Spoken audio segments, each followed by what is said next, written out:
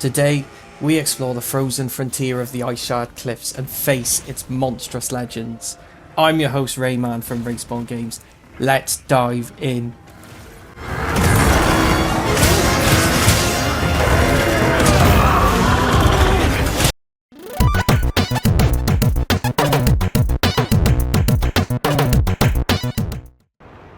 Welcome to the Iceshard Cliffs, one of the most treacherous regions in all of Monster Hunter Wilds. Situated high above sea level, this frigid biome was carved from ancient glacial formations and battered by relentless blizzards. Survival here isn't just about strength, it's about endurance. Temperatures plummet to dangerous lows, and sudden whiteout conditions can turn even experienced hunters around. Visibility drops, footing becomes hazardous, and frostbite is a real threat. But it's not just the cold that makes this region deadly.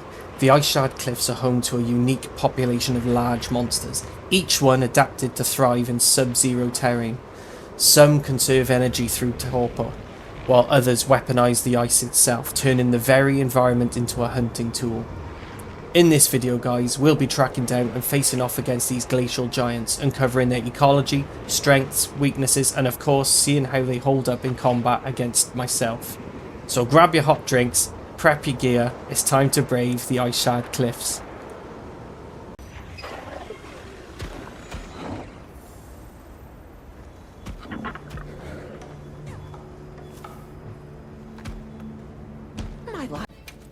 This is a Gypceros. It is a type of bird wyvern, and it's a cunning bird wyvern known for its rubbery, toxin-coated hide and unpredictable behaviour. It uses a crest on its head to emit a blinding flash of light, disorienting hunters mid-fight. Often mistaken as dead, this monster is infamous for its fake-outs, lying still before launching a deadly counter. Approach with caution and bring flash resistance if you don't want to be caught off guard. Now, with a Gypceros, it's actually quite weak to fire, so if you have fire-based weapons, great. And obviously its affinity is poison, so you want to avoid that and bring plenty of antidotes with you because you're bound to be hit once or twice. Its weak points, you want to aim for its head or tail.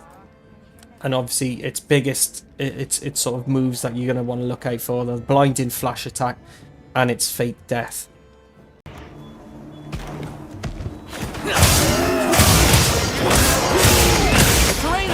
I think we can use it in combat!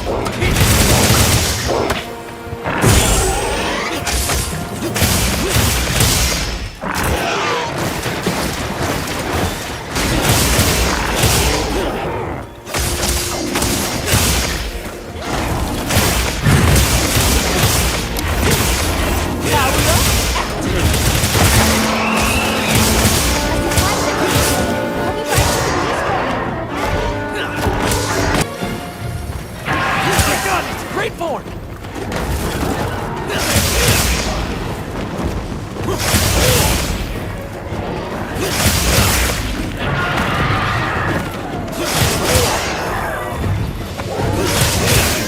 Leave this to me! Heels inbound!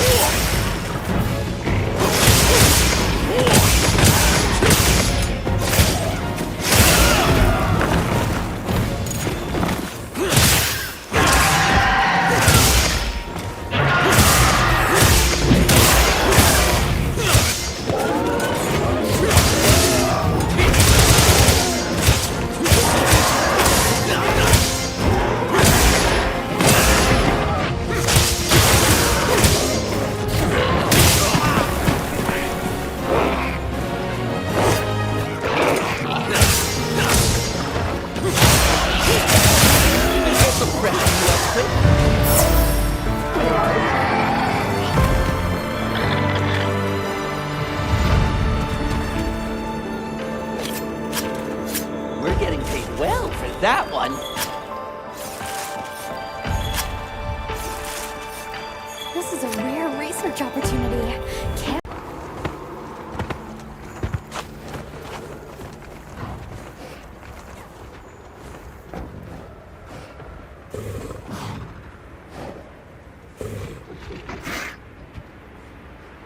Coming up next, we have the infamous Blangonga. It's a powerful Fang beast that commands its icy domain with brute force and relentless speed. Native to harsh tundras, it hurls massive ice boulders to control space and charges down hunters with surprising agility. Its chilling roar can summon packs of Blangos, turning a solo hunt into a chaotic brawl. Target its forelegs to stagger it, but stay mobile. This beast doesn't stay still for very long. And as you might expect, guys, its element is ice. Its status affinity is ice blight and tremor, and its weak points are its head and forelegs. And also, as it's an ice beast, you're going to want to use fire-based weapons. Also, look out for its ice boulder toss, its frost breath, which can freeze you, and its charge attacks. Good luck, guys.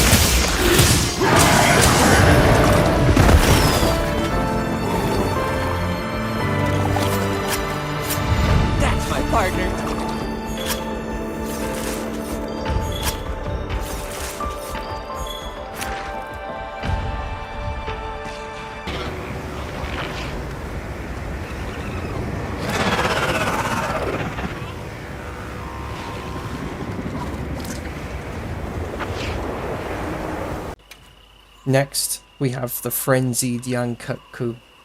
Once a low-tier bird wyvern mocked for its cowardice, the frenzied young Kut-Ku is anything but laughable. Infected by the frenzy virus, it's become wildly aggressive, with enhanced reflexes, flame-spewing tantrums, and near unpredictable attack patterns. Its head and oversized ears remain weak points, but getting close won't be easy. Approach with caution, the virus feeds on the reckless. So having the fire element, obviously its weakness is going to be water and ice and a little bit of thunder as well, but mainly water, guys. So obviously its status is it can cause fire blight and frenzy virus. It's known for its erratic behavior and frenzied flame attacks, so just be really careful, guys.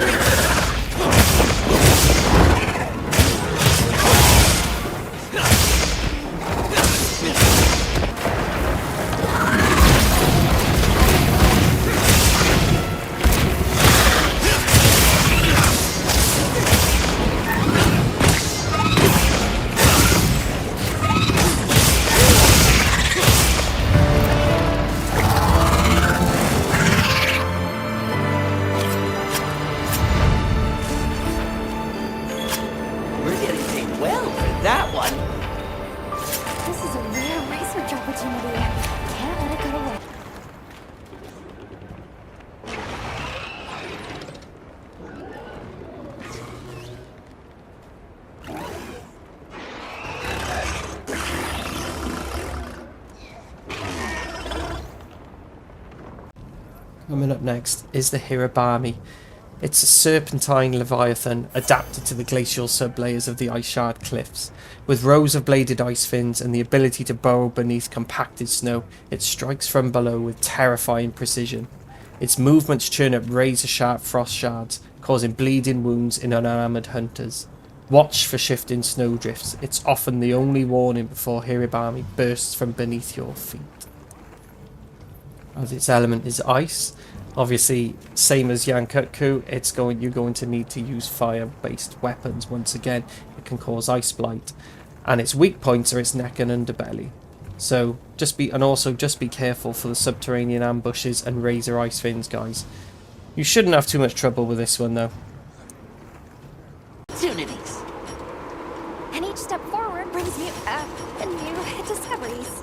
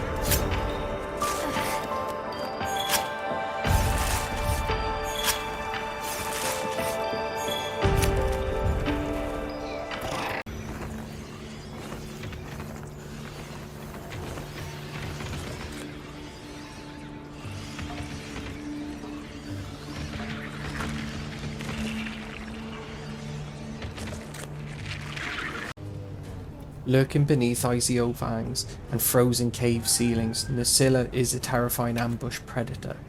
This Temnoceran spins toxic silk webs to trap prey and wields a deadly stinger laced with both poison and sleep venom. In the cold depths of the Iceshard Cliffs, it becomes even more dangerous. Its movements silent, its strikes precise. Stay alert or you'll find yourself wrapped up and helpless. Nucilla's been known throughout Monster Hunter as something that'll be horrendous for poison and sleep, so you're going to want to bring plenty of antidotes. And in terms of its sort of weak points, you're going to want to aim for its head and abdomen. Once again, because it's in the Iceshard Cliffs, you're going to want to use fire. Or actually, it's very, very susceptible to being paralyzed as well. So luckily for me, I've got a sort of paralysis build, so it works really well. So yeah, also please be alert for the web traps it does and its stings, which can put you to sleep, which is really, really frustrating. And then it'll do this sort of claw attack and poison you.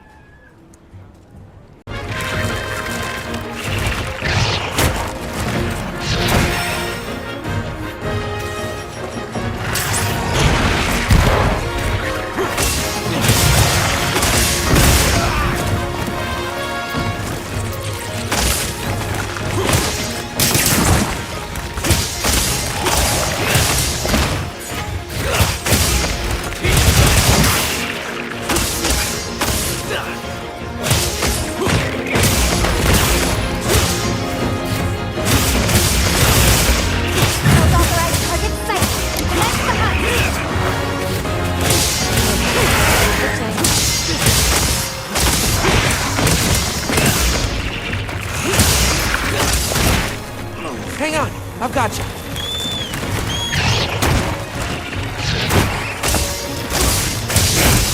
Paralyzed! Go all out!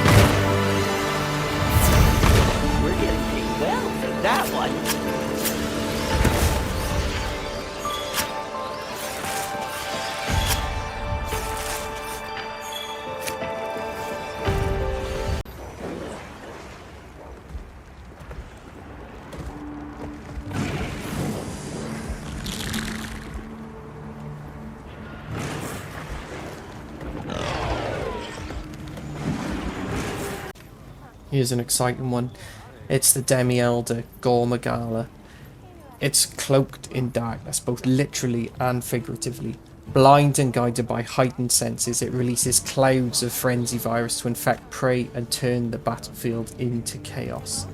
As the virus spreads, Gore enters a berserk state, extending its wings into a spectral cloak of rage. In the frozen stillness of the Iceshard Cliffs, its arrival feels like a plague upon the land. This isn't just a hunt, it's survival against something ancient and uncontrollable. So in terms of its weakness, it's, as usual, it's actually weak to fire once again. And its weak points are its head, wings and antenna. The antenna can be breakable as well. So what you need to watch out for is the frenzy virus, obviously. the Shroud of Darkness and its berserk state, which can be really, really difficult for most seasoned hunters. This weather is unrelenting. I'll just have to tough it out. Didn't even know it.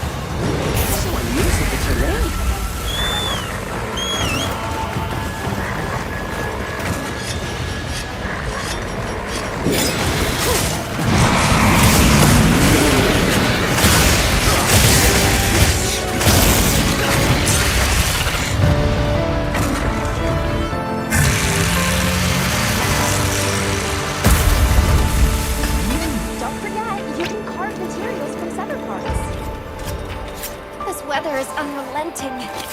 I'll just have to tough it out.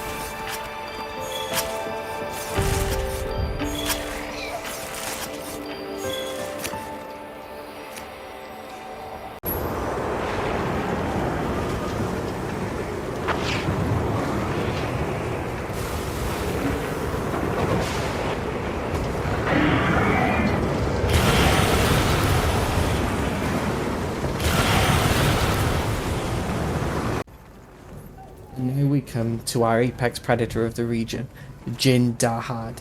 It's a majestic but fearsome leviathan, believed to be the ancient sovereign of the Iceshard Cliffs. It bends the climate to its will, conjuring blizzards that obscure vision and sap warmth from the air. With devastating control over both ice and dragon energy, it punishes aggression and controls the battlefield with calculating force. Its towering presence and relentless power make it the ultimate predator of this frozen domain. This isn't a hunt, it's a reckoning. I don't think Jin Dahad is a difficult battle as such. It's just a long battle. You need to have a lot of endurance for this battle. As you can see, there's a lot of weak points on Jin Dahad, especially the spines, where it can be when it falls, which will be quite often. It obviously being the ice sort of apex predator, you can use fire once again. So yeah, what you're gonna want to watch out for is its one-shot kill of its huge sort of glacial storm sort of explosion. Dancing quest now. Are you prepared?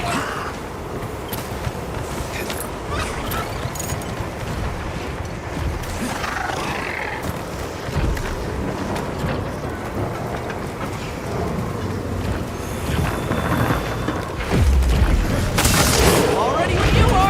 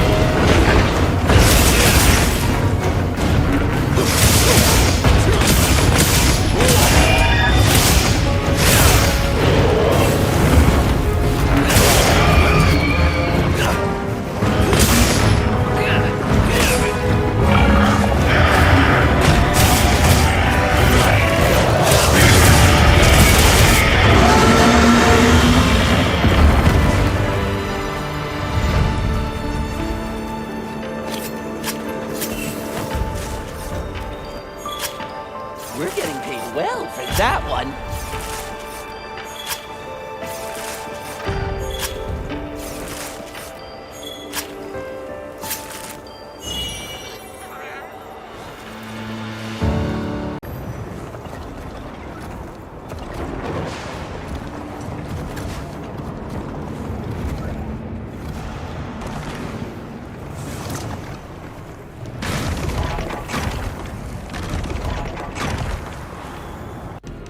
Last, but certainly not least, it's Arkfeld. It's a calculating flying wyvern encased in naturally grown crystalline armour that reflects light and blades. With razor-sharp wing talons and piercing dragon breath, it doesn't just fight, it dismantles.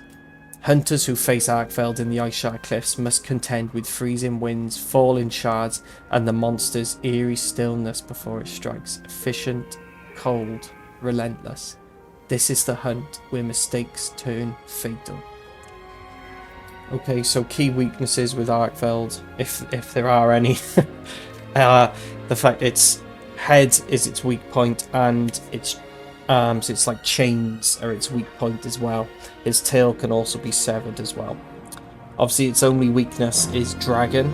Its status elements, you can't, all of them are 2-star, so you can pick and choose what you want really, but dragon is the best way to go really.